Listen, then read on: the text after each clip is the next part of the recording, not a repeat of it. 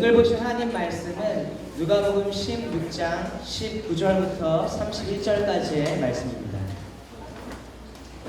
누가복음 16장 19절부터 31절까지의 말씀입니다. 한 절씩 교독하시겠습니다. 어떤 부자가 있었는데 그는 항상 자색 옷과 고운 베옷을 입고 날마다 즐기며 사치스럽게 살았다.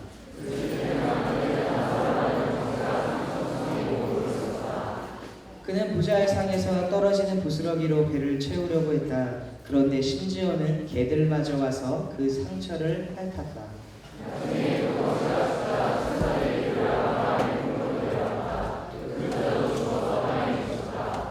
부자는 지옥에서 고통을 당하고 있었는데 고개를 들어보니 저 멀리 아브라함과 그 품에 있는 나사로가 보였다.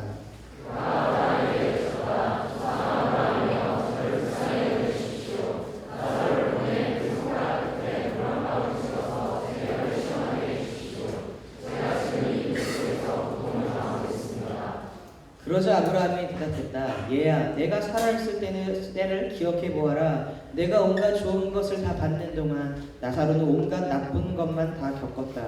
그러나 지금은 그가 여기서 위로를 받고 너는 고통을 받는다.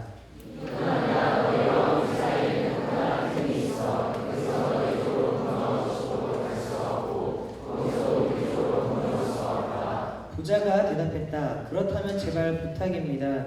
나사로를 저희 아버지 집으로 보내주십시오.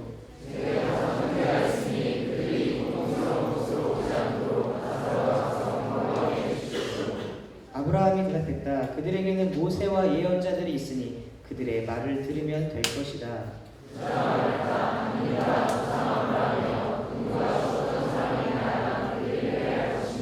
함께 읽겠습니다. 아브라함이 너에게 말했다. 그들이 모세와 예언자들의 말을 듣지 않으면 비록 죽은 사람의 가운데 누가 살아난다 해도 그들은 믿지 않을 것이다. 아멘. 최성민 목사님 나오셔서 말씀 전해주시겠습니다. 네, 할렐루야, 반갑습니다. 우리 옆사람은 다시 한번 축복할까요? 너가 있어서 참 기쁘다 이렇게 축복할까요? 네, 가식적으로 하지 말고요. 눈을 바라보면서 다시 한번 인사하겠습니다. 너가 있어서 참 다행이다 이렇게 할까요? 여러분이 있어서 참 감사합니다. 보이지 않는 도서관 하고 있는데요. 오늘 갖고 나온 책은 예수를 위한 바보라는 책입니다. 굉장히 훌륭한 책이에요. 남아프리카에서 목회하시는 목사님이 하나님께서 주신 새족 발을 씻으라라는 비전을 품고서 사람들이 이제 가난하고 소외된 사람들의 발을 씻는 이야기입니다. 굉장히 좋은 책이에요. 밑에서 봤는데 읽을 땐 몰랐는데 읽고 나서 온 기능을 보니까 예전에 대청 본부장님이셨던 이상준 목사님께서 번역하신 책이더라고요. 여러분 중에 읽기 원하시는 분들은 나가실 때 데스크에다 말씀하시면 가져가실 수 있습니다. 처음 나오셔서 무슨 말인지 모르시는 분들, 하늘대학교에는 보이지 않는 도서관이라는 제도가 있어서요. 책을 여러분들이 보실 수 있습니다. 단 읽을 때 이 책을 누구에게 다음 빌려줄 것인가를 상상하면서 읽는 거예요. 그리고 여기다가 낙서도 하셔도 됩니다. 그 친구에게 너에게 꼭 필요한 메시지야 라고 해서 버튼을 쳐서 그 친구에게 전해줘도 되니까요. 자유롭게 책 가져가셔서 보고 다른 사람에게 다음 시간에 넘겨주실 수 있으면 좋겠습니다. 제가 기도하고 말씀 전하겠습니다. 기도하겠습니다. 하나님, 이 시간 하나님의 말씀, 하나님의 음성이 선포되는 시간 되게 하여 주시옵소서. 살아계신 예수님의 이름으로 기도합니다. 아멘. 지금 모니터가 안 나오는 거죠? 네. 괜찮습니다. 모니터가 안 나오면 여러분들이 저의 모니터가 해주셔야 돼요. 반응해 주시면 감사할 것 같아요. 아멘.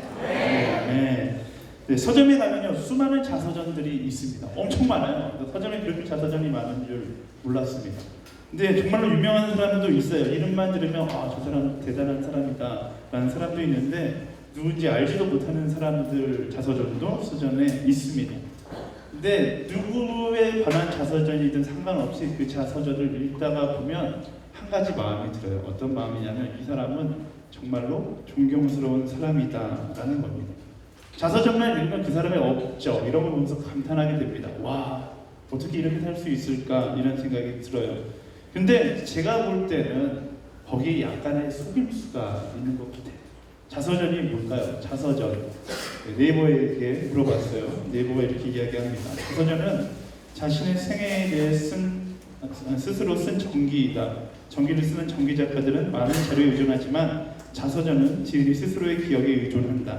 사건에 따라 자료화되지 않은 사실보다 사건의 중심에 있었던 당사자의 기억이 중요할 수도 있다라고 이야기하더라고요. 다시 말하면 자서전은 자신의 이야기를 자기 스스로 쓴 책을 자서전이다라고 이야기합니다. 그러다 보니까 자기에게 불리한 이야기는 다 생략하고 좋은 이야기만 잔뜩 적어놓는 거죠. 또 작은 일을 부풀려서 적기도 하는데 그게 바로 자서전이다라는 거예요. 좀 거칠게 말하면 자기 이야기를 뻥쳐서 적어놓는 게 자서전이다라는 겁니다. 그 자서전을 읽고 이 사람이 얼마나 대단한 사람인가 해서 만나러 가보면 정작 별 볼 일 없는 사람일 경우가 굉장히 많이 있어요. 자서전만 그럴까요? 여러분들이 이제 많이 쓰고 계실 텐데 방학이라서 인턴십 또 졸업하셔서 열심히 쓰고 있는 자소서, 저도 많이 써봤어요. 자소서를 쓰다 보면 혼란이 오기 시작하죠. 이게 과연 나의 이야기인가? 아니면 내가 되고 싶은 사람의 이야기인가? 혼란이 오기 시작합니다. 그만큼 자기 스스로를 평가해서 적어 내려간다는 것은 너무나 어렵고 때로는 나의 이상을 따라서 내려갈 때가 너무나 많습니다. 자기 스스로 자기를 평가하기보다 남들이 나에 대해서 평가해 주는 게 어쩌면 훨씬 더 정확하고 객관적인 평가가 될 수 있다라는 거예요. 지혜로운 사람과 지혜롭지 않은 사람의 차이는 뭐냐면 남들이 나에 대해서 평가할 때 지혜로운 사람은 그 평가를 귀 기울여서 듣습니다. 지혜롭지 않은 사람은 나는 그렇지 않아. 너가 나에 대해서 모르고 있을 뿐이야 라고 생각하고서 무시하고 넘어가는 사람이 지혜롭지 않은 사람이죠. 또 내 주변에 얼마나 더 가까이 있느냐에 따라서 그 사람에 대해서 더 정확하게 알고 이야기해 줄 수 있습니다. 여러분의 먼 친구보다 여러분의 가까운 친구가 여러분에 대해서 더 정확하게 안다라는 거예요. 목회를 하고 목사가 되어서 공동체를 담당하다 보니까 뜬금없는 문자나 인사를 하는 경우가 있습니다. 목사님 너무 좋아요. 목사님 너무 잘생겼어요. 이런 말 하는 사람이 있어요. 목사님이 오늘 교육자 중에 제일 멋있어요.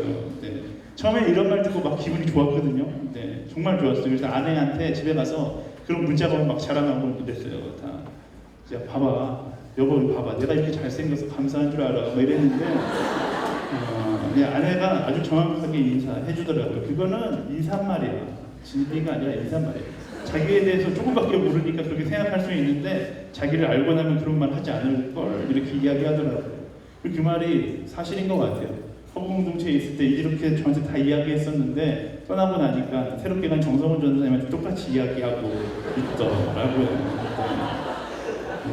어쨌든 그래요. 저에 대해서 가장 정확하게 판단할 수 있는 사람은 멀리 있는 사람, 제 설교를 듣는 여러분들이기보다는 저희 부모님이 저에 대해서 더 정확하게 판단할 수 있고 저희 아내가 더 정확하게 판단할 수 있겠죠.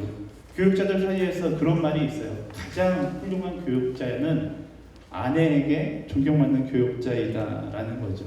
여러분들이 보고 있는 저의 모습은 그냥 목사로서 최성민의 모습이잖아요. 제 집에 가면 남편으로서 최성민의 모습은 그지 같을 수도 있다라는 겁니다. 이제 아버지가 되면 아버지로서의 최성민도 굉장히 못날 수 있다라는 거예요. 이 목사라는 직업이 만들어내는 그런 불리함이 있어요. 어쩔 수 없이 여러분들 앞에서 조금 더 거룩한 삶을 사는 것처럼 이야기해야 되고 설교하다 보면 어쩔 수 없이 나는 그렇게 못 사는데 그렇게 살아야 되는 이상향을 이야기하다 보니까 여러분들은 저를 바라볼 때 물론 그렇게 바라보지 않는 것 같지만 야, 저 사람 참 대단하다 이렇게 바라볼 수 있는데요. 정작 그 교육자의 삶은 그렇지 못할 때가 많이 있어요.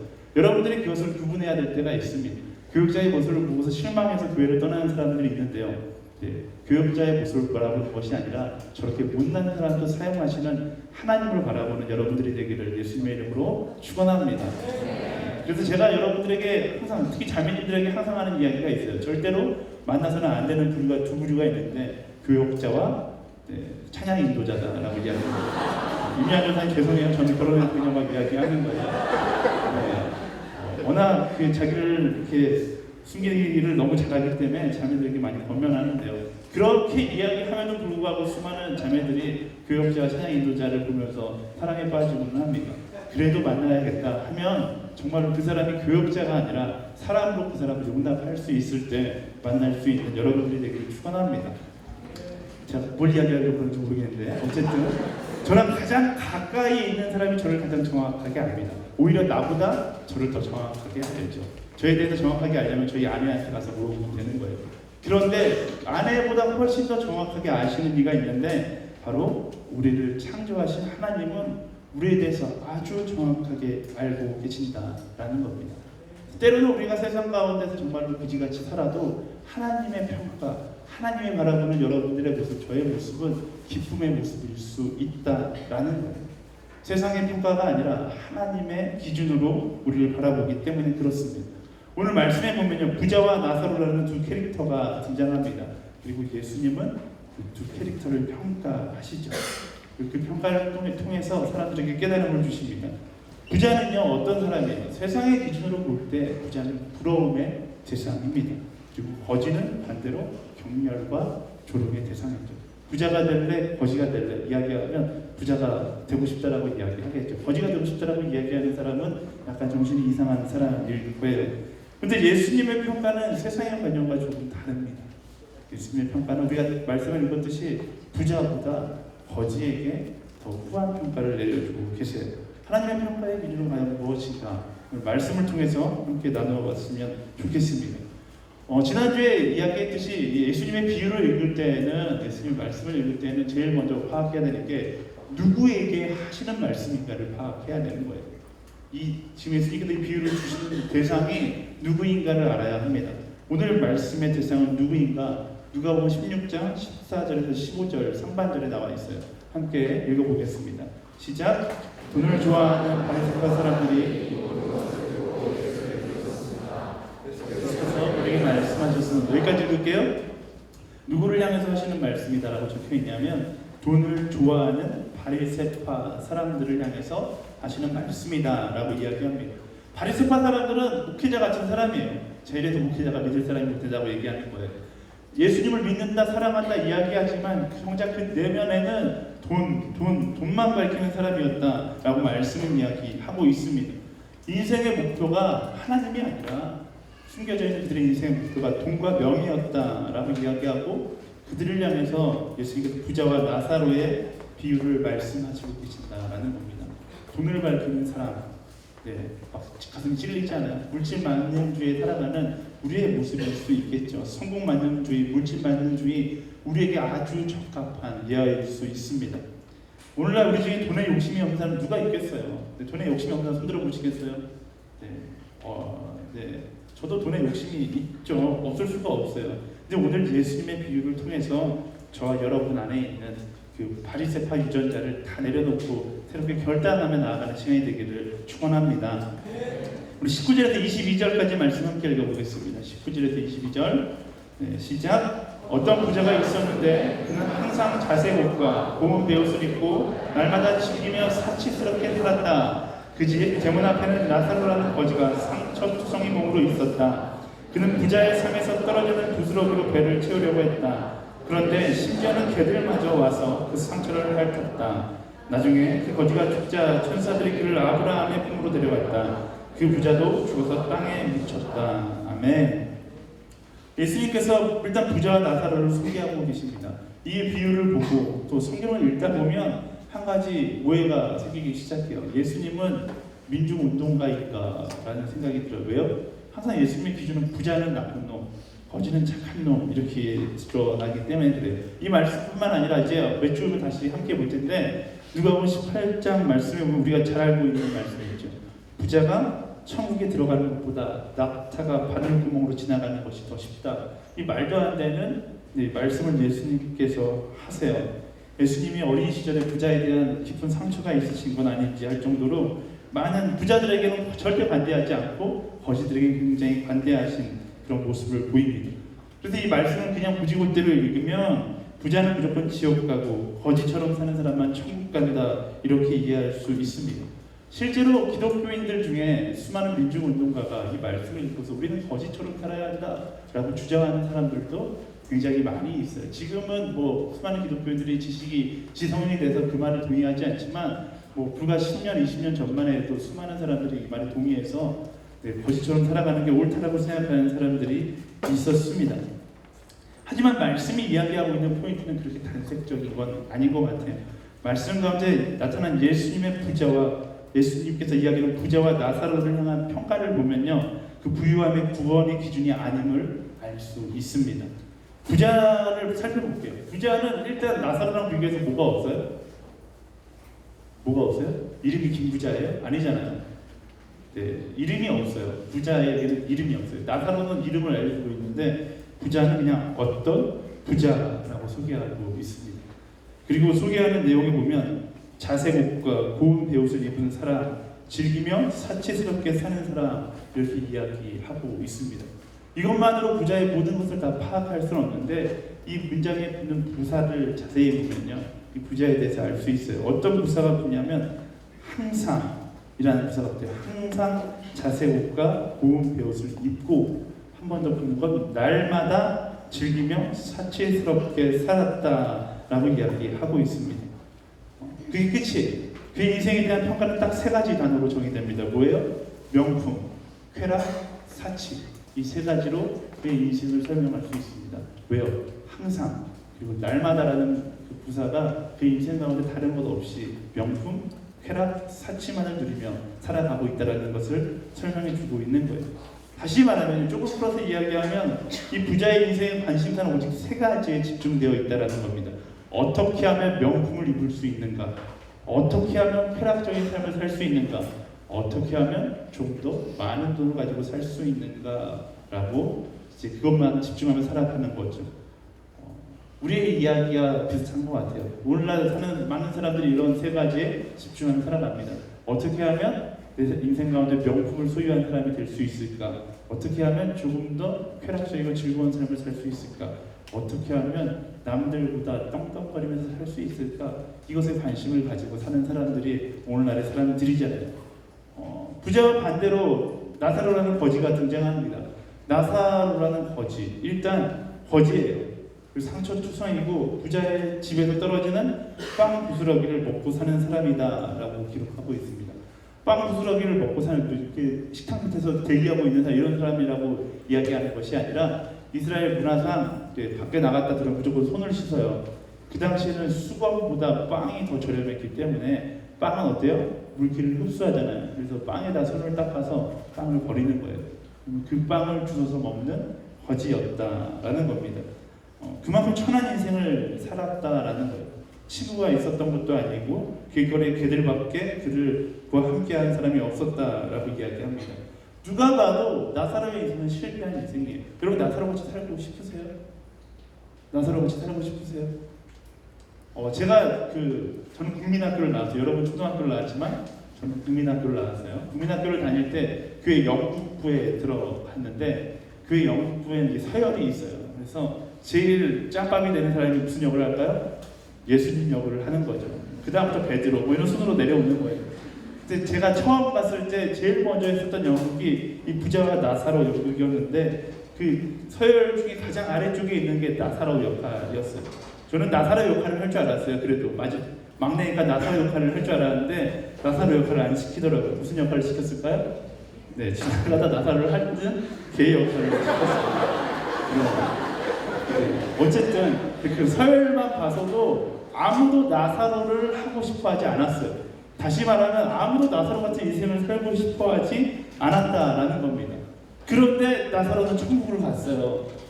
그지 같은 인생 아무것도 하지 않았는데 천국에 갔어요.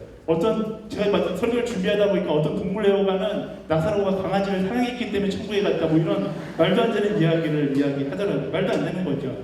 말씀 그대로 읽으면 거지처럼 살다 죽었는데 천국에 간 거예요.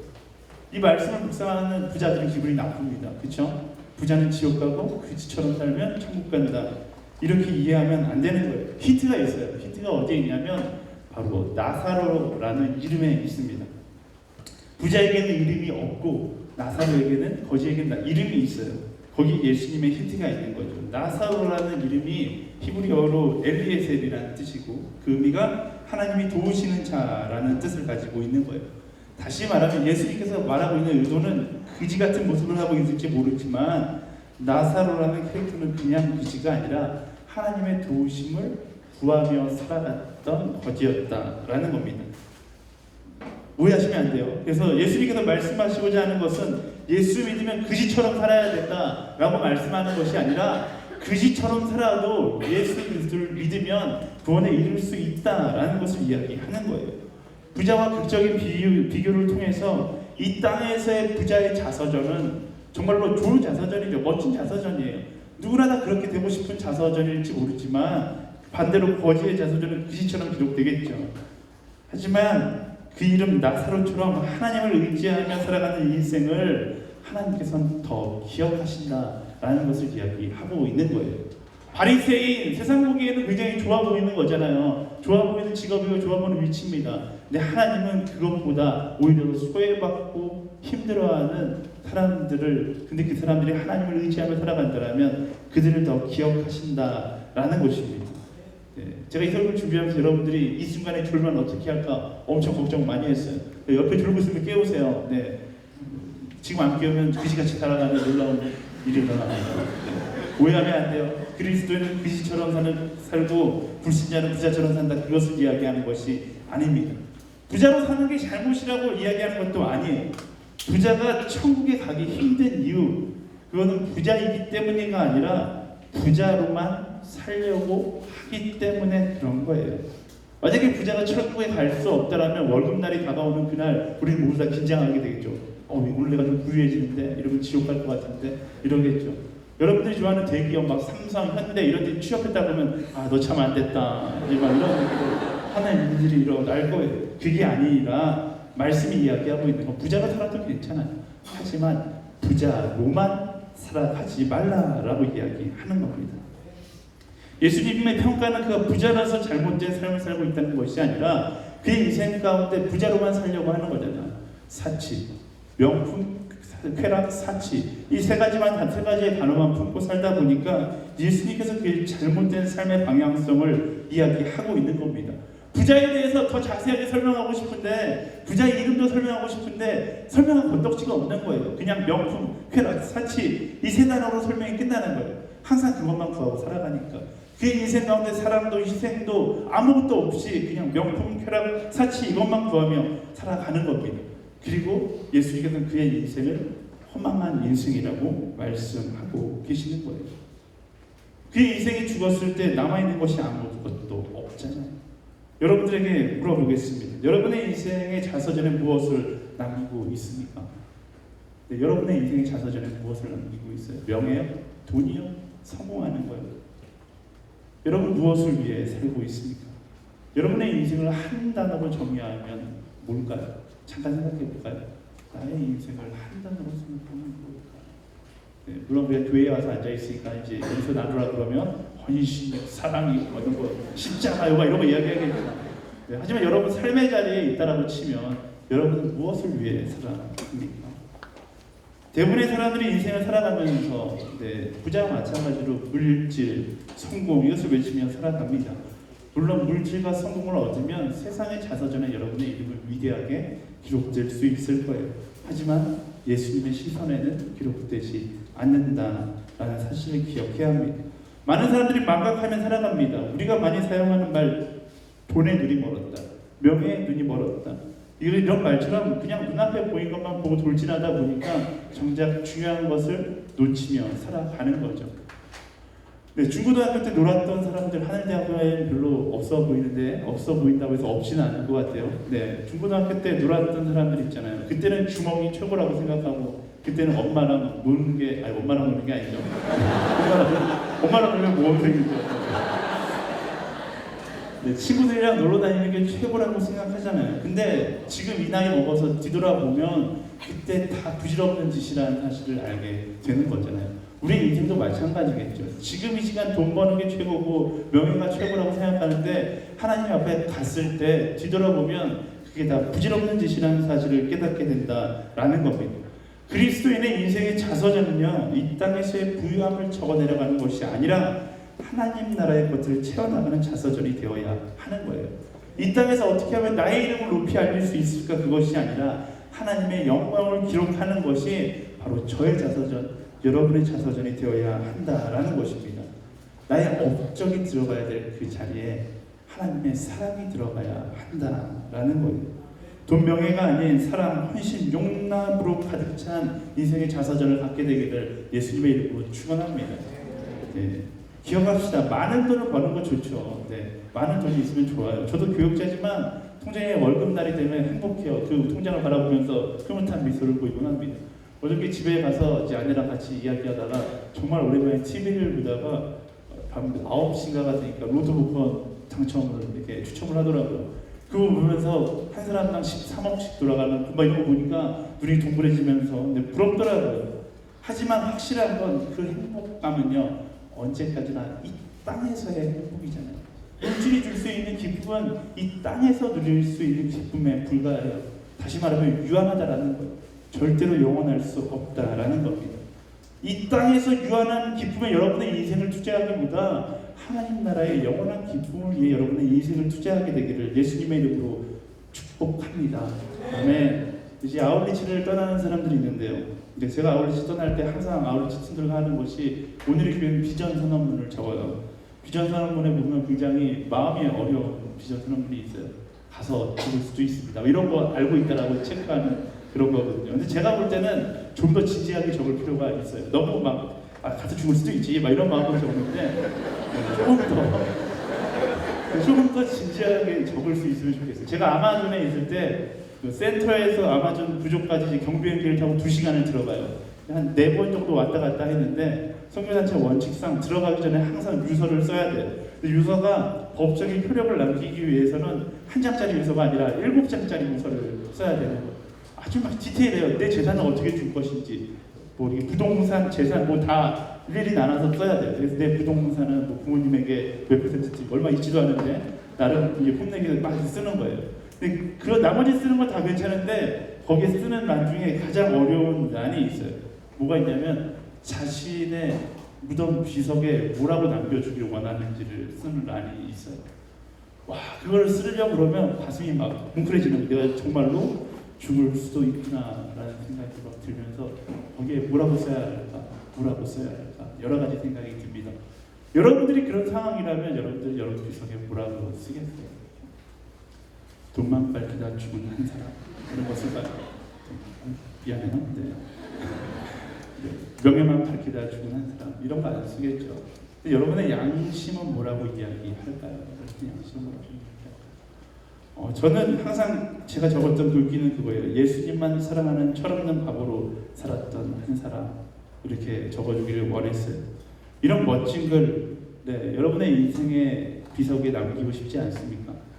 돈만 밝혔던 한 사람, 명예만 밝혔던 한 사람, 성공만 하려고 했던 사람이 아니라 정말로 하나님 나라를 위해서 멋지게 살았던 그 한 사람의 인생, 바로 여러분들을 표현하는 그런 글귀가 되기를 예수님의 이름으로 축원합니다.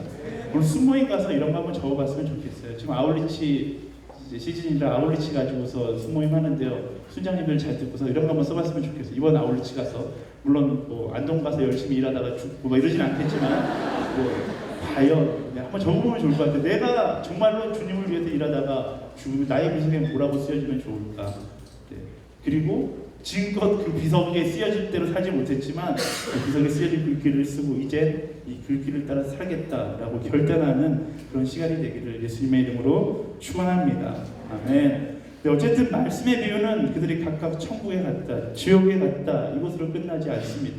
이것만으로도 우리에게 엄청난 교훈을 주는데 부자와 나사로의 이야기는 죽음 이후에 또 다른 이야기가 있어요. 23절부터 26절까지 말씀이 있는데요. 우리 자매님들이 먼저 읽고 형제가 나중에 읽고 이렇게 한 절씩 교독해 보겠습니다. 자매님부터 시작. 부자는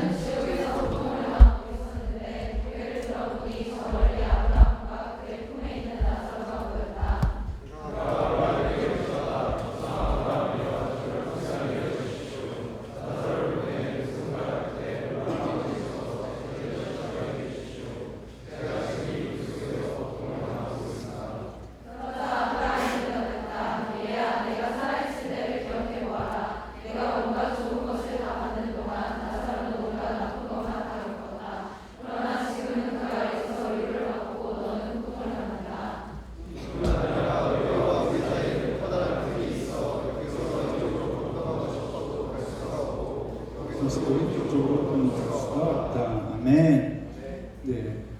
이 말씀이 사실 수많은 신학자들을 혼란케 했던 말씀입니다. 지옥은 어떤 곳인가? 성경에서 뭐 힌트를 주는 곳이 별로 없는데 예수님 입에서 나온 지옥에 대한 메시지라서 엄청나게 많은, 여러분들이 보기에는 그냥 네 구절이지만 이 네 구절로 제가 볼 때는 한 4억 페이지 정도의 논문이 나올 정도로 많은 이야기가 나왔어요. 여러분들과 오늘 뭐 그런 지옥에 관한 이야기를 나누고 싶은 건 아닌데요. 우리가 볼 거는 부자가 지옥에서 고통을 당하고 있을 때 고개를 들어보니 나사로가 아브라함의 품에 있었다라고 이야기합니다. 이스라엘 사람들에게는 아브라함의 품이 그들이 이제 죽고서 천국에 갔을 때 가장 누릴 수 있는 영광이었다라고 이야기합니다. 어쨌든 부자가 아브라함에게 뭐라고 외쳐요? 나사로의 손끝에 물 한 방울만 찍어다가 내 혀에 갖다 주게 해주면 안 되냐라고 이야기하고 있어요. 한 가지 알 수 있는 것은 지옥은 정말로 괴로운 곳이다, 절대로 가고 싶지 않은 곳이다라는 사실이고, 또 한 가지는 이제 부자의 교만함을 알 수 있는 거죠. 지옥에 있음에도 불구하고 아직도 나사로가 자기 집 앞에 있는 거지라고 착각하고 있는 거예요. 그래서 나사로를 보내서 심부름을 시켜 자기한테 오게 해달라고 이야기하고 있는 겁니다. 이 부자의 모습은요, 이 땅에서의 교만함이 얼마나 덧없는가를 보여주는 모습이에요. 세상에 많은 사람들이 높은 자리에 올라가 아랫 사람을 부리는 재미를 가지고 살아갑니다. 다시 말하면 권위를 가지고 교만함의 도구로 사용하면서 살아간다라는 거예요. 하지만 마지막에 갔을 때 그 권위 의식이 오히려 부자를 더 초라하게 만들고 더 불쌍하게 만들고 있다라는 사실을 알 수 있어요. 군대에 가면요, 이등병들, 일병, 상병 병장한테 너무나 갈굼을 당해서 마음에 한을 맺고 살아가요. 내가 저 자리에 올라가기만 해봐, 다 죽었어. 이 마음을 품고 올라가다 보니까 병장이 되면 병장이 아니라 무슨 별단 것처럼 5대 장성이라고 이야기하잖아요. 남자들은 좀 이해하는데 장님들이 이해 못해요. 네, 병장은 짝대기 4개인데 자기가 별을 단 무슨 장군처럼 생각해요. 자기가 말하면 세상이 변할 것처럼 이야기합니다. 그게 이제 그러다 보니까 권위를 교만함의 도구로 사용해서 상병, 일병, 이등병을 막 밟으면서 일시키고 이렇게 하는 거죠. 그 마음으로 제대를 해요. 그 마음으로 제대를 해서 학교 가서 왕으로 군림하고자 학교에 가면 어때요? 그냥 저 아저씨는 복학생 찌질이 오빠가 되는 거고, 학교에서 이제 복학생을 안 해도 어떤 레벨이 있고, 또 그 마음으로 취업을 했는데 취직한 회사에서 가장 막내로 일하게 되는 거잖아요. 여러분 나이만 돼도 그렇잖아요. 이제 군인 아저씨가 아니라 군인 동생 막 이런 꼴이 돼버리는 거잖아요.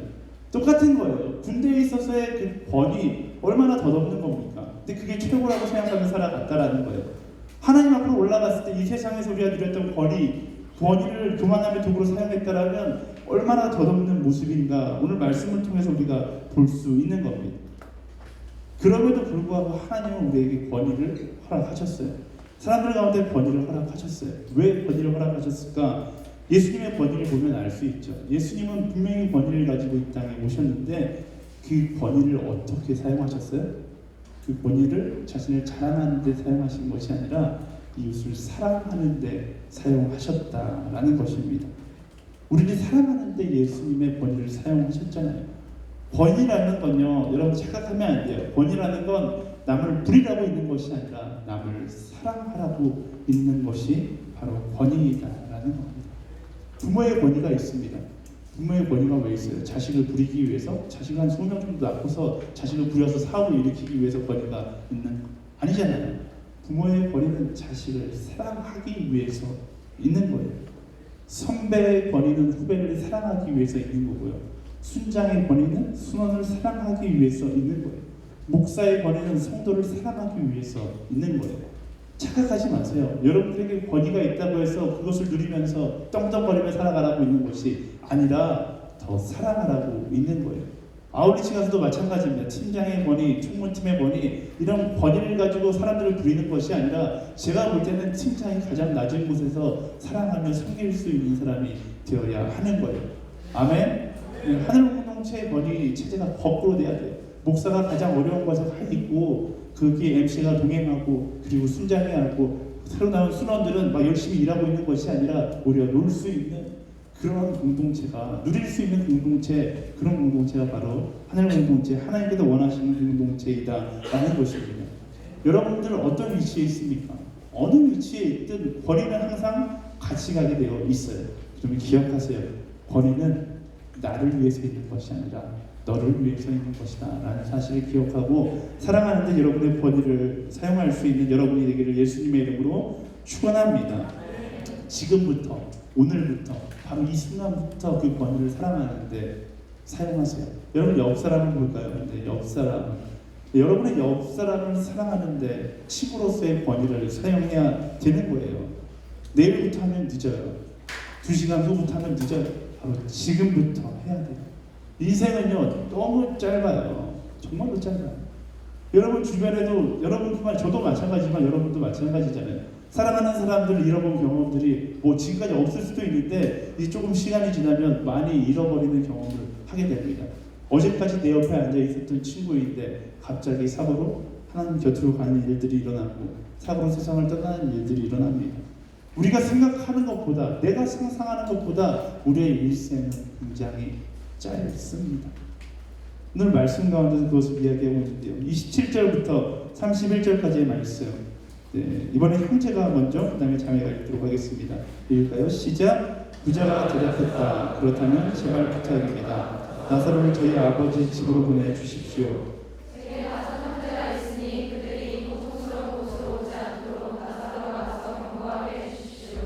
아브라함이 대답했다. 그들에게는 모세와 예언자들이 있으니 그들의 말을 들으면 될 것이다.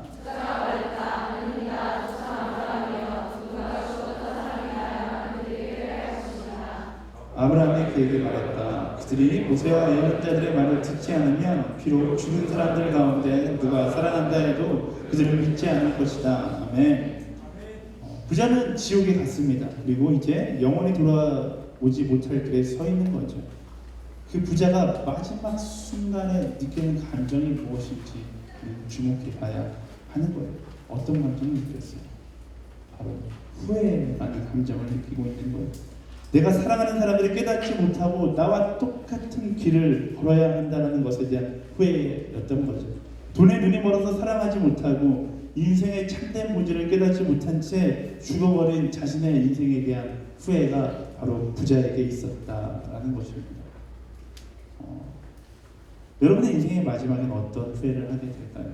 제가 예전에 주일날 설교 시간에 한번 나눴는데 바로 옆에 있는 저 엘리베이터에서 거쳐서 5층에 갇혀 있었던 적이 있어요. 엘리베이터 비틀거려서 이제 죽을 수도 있겠다라는 생각에 엘리베이터 안에 있을 때 마지막 순간 제 마음에 들었던 후회는 어떤 후회였다고 이야기했죠? 사랑한다라고 이야기하지 못했던 후회가 제 마음 가운데 있더라고요. 저뿐만 아니라 마지막 인생을 마지막을 경험하는 사람들이 똑같은 간증을 합니다. 어떤 후회를 해요?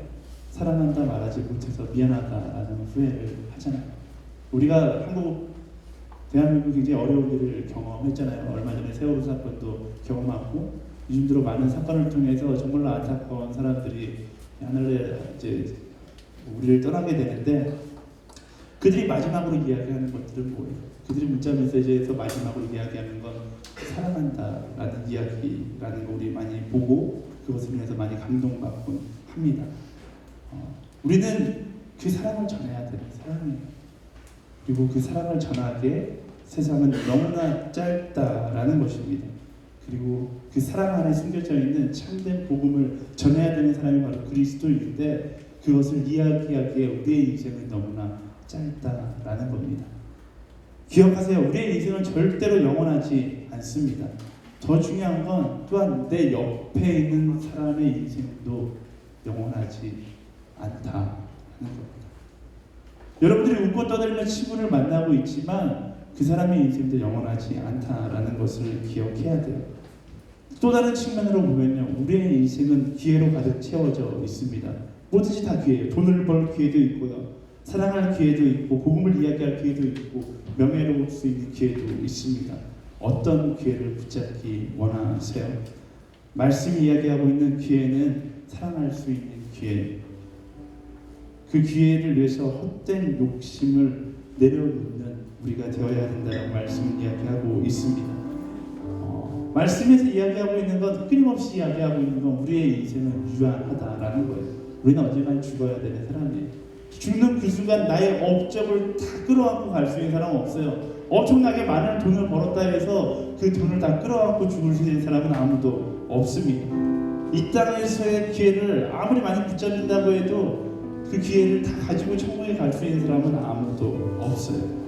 이 땅에서의 기회를 붙잡기 위해서 몸부림치는 사람이 아니라 하나님 나라의 부흥을 위해서 사랑의 기회, 복음의 기회를 붙잡을 수 있는 여러분들이 되기를 예수님의 이름으로 축원합니다. 아멘. 네, 말씀을 정리하고 우리 함께 찬양을 기도했으면 좋겠는데요. 네, 부자로 살아가는 거 멋져 보입니다. 하지만 부자로만 살아가는 것은 멋진 것이 아니라 어리석은 거예요. 우리 인생의 문제는 예수 그리스도의 사랑 속으로 세상의 사람들을 초청하는 게 우리 인생의 목적이 돼야 돼요. 선교사만 선교하는 게 아니라 아울리치 가는 사람만 선교하는 게 아니라 목사 전도사만 선교하는 것이 아니라 여러분들이 그리스도인이라면 그리스도의 사랑 안으로 사람들을 초청하며 살아가야 하는 것입니다. 여러분의 자서전에 어떤 부유함이 적히고 어떤 업적이 적힌다 한들 여러분 그 자서전을 들고 하늘나라에 갈 수 없습니다. 세상에 자서전에 명예를 남기는 것이 아니라 하나님 나라의 자서전에 사랑의 흔적을 남길 수 있는 여러분들이 되기를 예수님의 이름으로 축원합니다. 100% 맞는 예언이 하나 있는데요. 우리는 죽는다라는 거예요. 인생의 마지막은 오게 되어 있어요. 그때 가서 내가 돈을 벌기 위해 사는 것이 내 삶의 이유가 아니었는데, 내가 멋진 오빠 만나서 결혼하는 게 내 삶의 이유가 아니었는데, 내가 성공하는 게 내 삶의 이유가 아니었는데, 그때 가서 깨닫고 돌아서게 너무 늦어요. 사랑하는 여러분, 이 시간 여러분 마음 가운데 말씀하시는 성령님께 귀를 열고 마음을 열고 그 하나님의 사랑에 반응하는 여러분들이 되기를 예수님의 이름으로 축원합니다. 우리의 인생은 기회로 가득 채워져 있어요. 어떤 기회요? 사랑할 수 있는 기회. 어떤 기회요? 복음을 이야기할 수 있는 기회로 가득 채워져 있는 것. 그 기회를 붙잡고 하나님의 사랑 안으로 그들과 함께 들어와 그 사랑 안에 거하며 살아가는 여러분들이 되기를 예수님의 이름으로 축원합니다. 아멘. 우리 함께 찬양하고 함께 기도하며 나아가겠습니다.